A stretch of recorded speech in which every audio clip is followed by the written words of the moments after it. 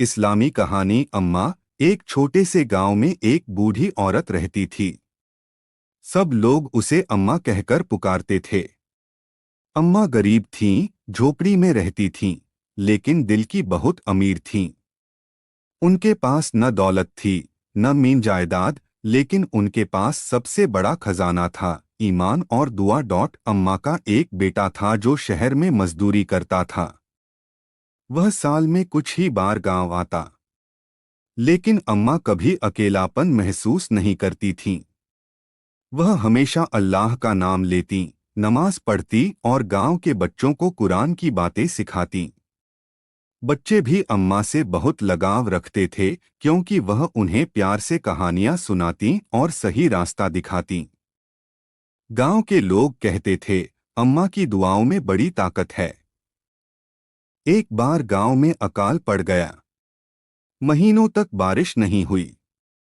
खेत सूख गए, तालाब खाली हो गए और लोग परेशान होने लगे। बच्चे भूख से रोते थे और बड़े लोग भी हताश हो चुके थे। सब लोग मस्जिद में जमा हुए और बोले, हमें अम्मा से दुआ करवानी चाहिए। उनकी दुआ जरूर कबूल होगी। गांव वाले अम्मा के पास गए। अम्मा ने वुजू किया, नमाज पढ़ी और फिर हाथ उठाकर दुआ की, या अल्लाह, हमारी गलतियों को माफ कर, हमें रहमत की बारिश अता कर। तेरी मखलूक भूखी प्यासी है, अपने बंदों पर रहमत बरसा। अम्मा की दुआ खत्म होते ही आसमान पर बादल छा गए। कुछ ही देर में मूसलधार बारिश होने लगी।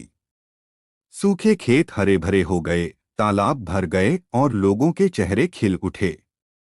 सब लोग हैरान रह गए और बोले, यह अम्मा की दुआ है जिसने पूरे गांव को बचा लिया। उस दिन से लोग अम्मा को और भी इज्जत देने लगे। लेकिन अम्मा ने नम्रता से कहा, बेटा, मैं कुछ नहीं हूं। दुआ की ताकत अल्लाह की रहमत से है।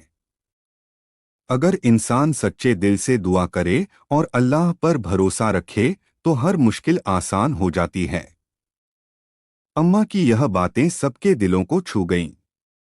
उनकी झोपड़ी छोटी थी, लेकिन उनका दिल बहुत बड़ा था। वह हमेशा दूसरों के लिए भलाई करती, कभी किसी बच्चे को खाना खिलाती, तो कभी किसी मरीज का हाल पूछने जाती। गांव वाले अक्सर कहते थे, हमारा गांव अम्मा की दुआओं के साए में सुरक्षित है। सबक। यह कहानी हमें यह सिखाती है कि माँ बाप की दुआ, ईमान और सब्र इंसान की सबसे बड़ी पूंजी है। दौलत और शोहरत से ज्यादा कीमती वह दिल है जो अल्लाह पर भरोसा करता है